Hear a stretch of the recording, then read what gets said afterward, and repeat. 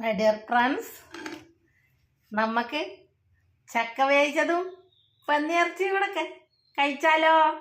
കഴിക്കാ. ആദ്യം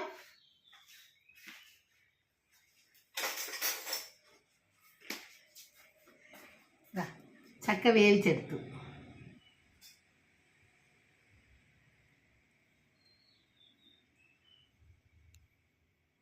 ആദ്യം ചക്ക അരിഞ്ഞ് വേവിക്കുക. തേങ്ങയും വെളുത്തുള്ളി മഞ്ഞളും പച്ചമുളകും എല്ലാം കൂടെ ഒതുക്കിയിട്ട് കടുകും വറുത്തെടുക്കുക.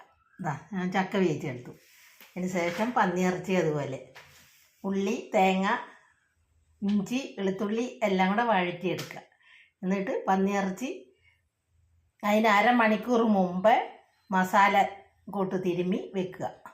അപ്പോൾ ഒരു കഷ്ണം പോലും പൊടിയത്തില്ല. കണ്ടോ, അതിൻ്റെ നെയ്യ് കഷ്ണങ്ങളൊക്കെ കണ്ടോ, തൊലി കഷ്ണങ്ങൾ അങ്ങനെ തന്നെ ഇല്ലേ.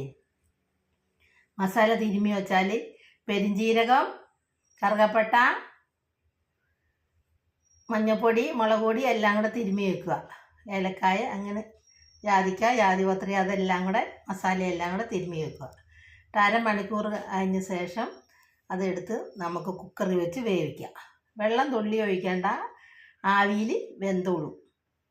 ആദ്യം ഒരു 5 മിനിറ്റ് നേരം നല്ല മണം തീയത്തി, പിന്നെ സിമ്മിലിട്ട് വെക്കുക. എന്നിട്ട് അത് വെന്ത ശേഷം കണ്ടോ, നല്ല തൊലിയൊക്കെ കണ്ടോ, നല്ല കണ്ടോ അലിയാണ്ട് കിട്ടും നമുക്ക് അങ്ങനെ വേവിക്കാമെങ്കിൽ. അങ്ങനെ വേവിച്ച് തേങ്ങയും ഉള്ളി ഇഞ്ചി അങ്ങനെയുള്ള എല്ലാം കൂടി ഇട്ട് വഴറ്റി കറി വെച്ചെടുത്തതാണ്. കണ്ടോ, ഒട്ടും ചാറില്ലാണ്ട് പോത്തിറച്ചി ഒലത്തിയെടുത്തതാണ്. കണ്ടോ, തൊലി കഷ്ണങ്ങളൊന്നും പൊടിഞ്ഞിട്ടില്ല, അതുപോലെ ഉണ്ട്. നമുക്കെല്ലാം കൂടെ കൂട്ടി കഴിച്ചാലോ? കഴിക്കാം.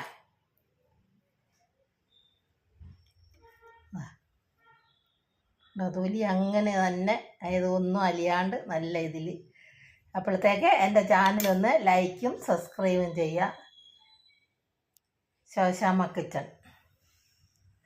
ചക്ക വേവിച്ചതും പന്നിയിറച്ചി കറി വെച്ചതും ഒലത്ത് കറി വെച്ചത്. എൻ്റെ ചാനൽ മറക്കണ്ട, ശോശാമ്മ കിച്ചൺ.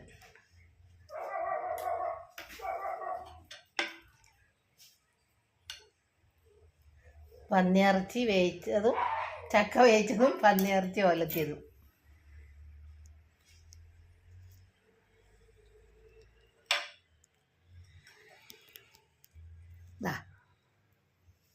കണ്ട,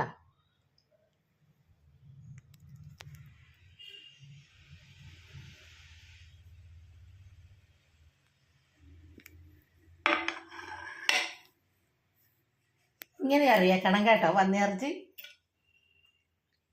ഇത്തിരി വെള്ളത്തിൽ കറി വെച്ചാൽ കൊള്ളൂല. ഇങ്ങനെ ഒലത്തിയെടുക്കണം. പോത്തിറച്ചി പോലും നമുക്ക് ഒലത്തിയെടുക്കാം. എല്ലാവരും അങ്ങനെ ഉണ്ടാക്കണം കേട്ടോ.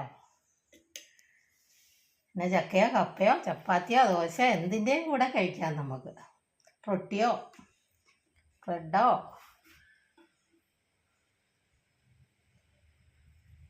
എൻ്റെ ചാനൽ മറന്നു പോകണ്ട, ശോശാമ്മ കിച്ചൺ.